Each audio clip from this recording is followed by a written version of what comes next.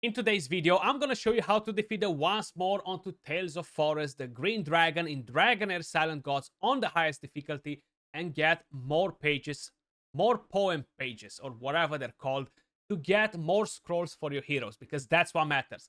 The pages are just a currency. Now, the highest stage is the most rewarding one, of course, and not only that you're getting the pages, but you are getting more affinity solvent, which is pretty important all around. The gold that you are getting from here is not wow, but it's still something once a week, you know? And this is the highest difficulty, guys, level 240. Now, I have been farming this from the second or third week, if I'm not mistaken. I gotta say, it is not that complicated compared to the other ones. So you will be encountering two ads right here. Then you're gonna have the boss.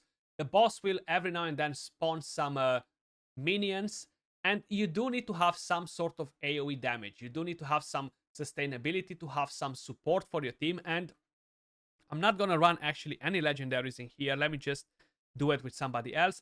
I'm not going to run Hexandra in here because that will give me a 5-man elemental affinity, and I want to show you that it's not a necessity to have that on. So let me just quickly put back Catherine. They do very similar things. Catherine does give me block debuffs as well.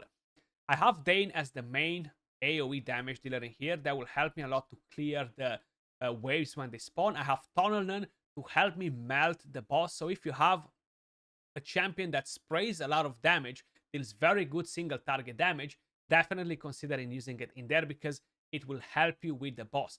Now the boss, you kill the boss once and he pretends that he runs away and he comes back with full HP. So you need to have damage if you want to complete this dungeon. Initially, when I've tried it the first time, at the beginning, I didn't have enough damage and I was running out of time. So then I replaced some of my support and added Tunnelman in, and of course, single target damage on the boss is actually very, very good. Flurbart is the tank, gives me healing, decrease attack, and of course he does have, or he will have, if he doesn't have it just yet, an artifact that will give me defense down. Now, you can run the Crown of the Unclean if that's what you have available. If you have Witch's Remains, that's actually pretty good too. It's actually slightly better because it gives you the bigger version of defense down. So I'll be running this just to make my run faster, basically, you know, because if no, we're gonna stay a bit too long here in the video. But that's what I tend to run anyway. And I have Vikuk as a cleanser. You do need to have a bit of a cleanse in as well, guys. That will be beneficial. Have more decreased attack as well. That's what Vikuk does, okay? Cleanses, gives me a bit of extra healing, but I'll be honest, I have plenty of healing from the other champions, and yeah, let's crack on with the run. We're gonna use defense aura. We're not gonna put any food whatsoever. You see that I don't have any. Let's crack on with the run. So it might be a bit intimidating seeing level 240. You see, the reason why you need a cleanse is to have all that removed from you, to make sure you don't have the defense down, you don't have the decreased attack, they're not going to reduce your damage, they're not going to deal more damage on you because of it. And I do have, of course, Catherine that puts block buffs, gives me immunity as well, if needed, as an extra thing next to the cleanser. Now you don't need to use Vikuk in here. Catherine is not a must either. There are other champions that could potentially work in here. Atchis, she's a poison epic champion as well. She's a pretty viable option because she dispels one debuff from your allies. Pretty good. Decrease speed penalty on the boss, which is nice again. You can run even in Ina, for example, you know, Anna or whatever is Anna, yeah, Anna. I'm a bit confused. Ina, Ally, Ili, you know, like they all have all sort of different names here. But this is the boss. He spawns out. He hits pretty hard. That's why you kind of like want to have a bit of support. You see, he puts decreased attack on you. That's why the cleanse is nice. I haven't timed the team either.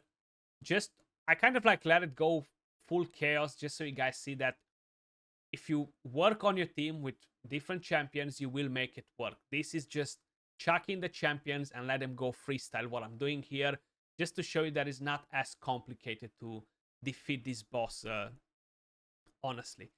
And There we go. He summons the minions. You know, you're gonna have to deal with them, kill them as fast as possible, and mainly just to ensure that you're not struggling with the time or anything like that. You know. And there we go. A bit of healing. I could potentially, thinking about it, I could potentially drop Catherine and bring in another damage dealer. I could bring in Sigrid, or I could bring in somebody else maybe, and just deal even more damage on them and just farm this super quick. I think I can do that without a problem, yeah. Just seeing how fully loaded I am with my HP now. That will start to change once the boss comes back under his other form. You see, now we had a block debuffs from Catherine, the immunity. That was helpful because the boss attempted to put decrease attack on my team and he failed doing it. Of course, at the second try, he managed to do it, not a problem. But there we go, getting a bit of extra healing. Prioritizing the decrease attack before the boss uses the main skill that deals damage is pretty important. Right here, he's summoning the minions, so it's not such a big deal, honestly.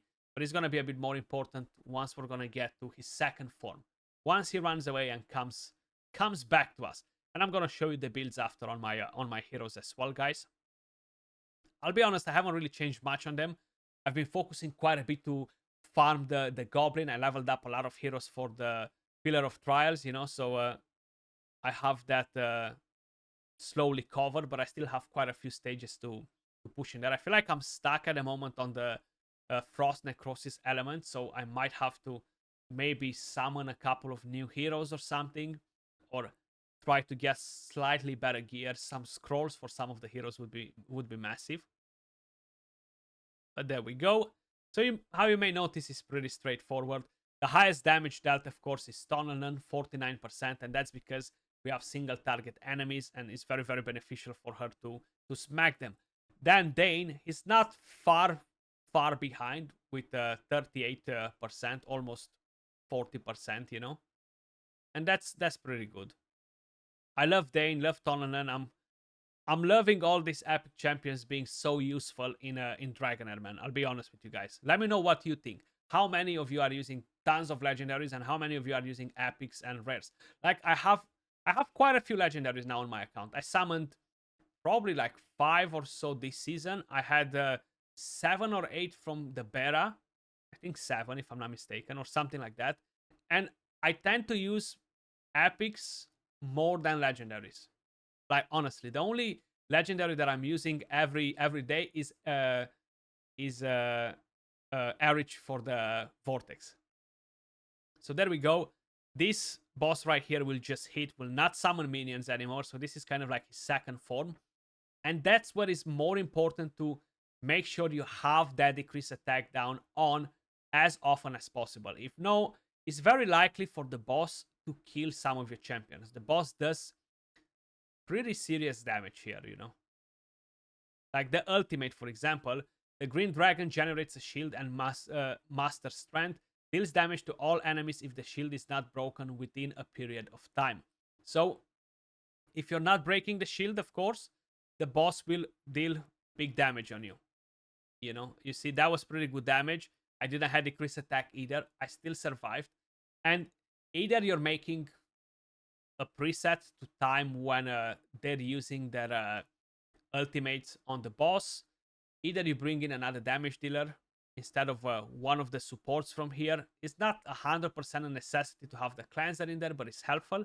And then you could potentially just break the shield instantly with 3 damage dealers, you know, like that's what I'm gonna do for next run. But I just wanted to show you more of a safe route to victory, you know. I haven't tried this week, but I wasn't able to farm the purple dragon on the highest stage.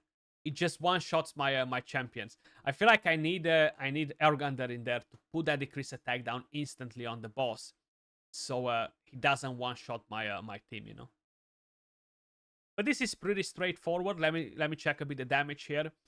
Tonelin with 54%. You see she's gaining a lot of ground here because there are no more waves, no more minions spawned by the boss. So Tonelin, she's just going berserk on the boss here. Dane, his He's left behind quite a bit now. But that's the beauty of it. You see, decrease attack, perfect timing. Tunnel Nun at perfect timing using that ultimate, and we broke the shield. The boss didn't have a chance to deal insane damage on us, which is great. So as long as you are covering most of the points in here is good. You can, of course, bring in a support champion that shields your team, you know, like Adolphus or even the Traveler on the Frost element. Even Isolde, for example, she's pretty good too. And you're safe like that too, you know, from getting one shot, for example. But here we are. Job done. Can we get 1,800 pages? I've never got 1,800. I always tend to get 1.2, 1.4, and I got once 1.6. Give me 1.8 one time, please. Okay. And is it down? 56%. She's gaining a lot of ground. Tunnel Nun here, guys. Bang! Job done. It took us a few minutes, though. It took us a few minutes. Current 7.12 minutes, and it's the best time that I've had actually. And again, I got 1,200. Damn it, damn it, damn it! But still, they're more than welcome on the account because we can always go at the exchange, guys. Bard's Banquet, and just wait for the legendary scroll. I have 5 more hours. I'll instantly purchase that, and in 5 hours, the epic one will refresh to lower price, and I'm gonna purchase one epic, one of the Master Scrolls, and I'll still have currency left to purchase a legendary next time, and next time, and next time. And at some point, I'll have probably enough currency to purchase multiple epics weekly, but I still want to make sure that I'm not jumping on them directly. They're pretty overpriced because the price doubles from 350 or 300 jumps to 700, you know, so they're pretty expensive.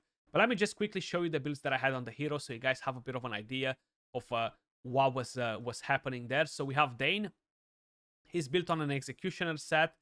I'm not gonna read the stats for you guys on the side here because you can see them. I feel like I'm going over the same builds every single time I'm doing a guide like this, and I'm not really changing the stats, you know.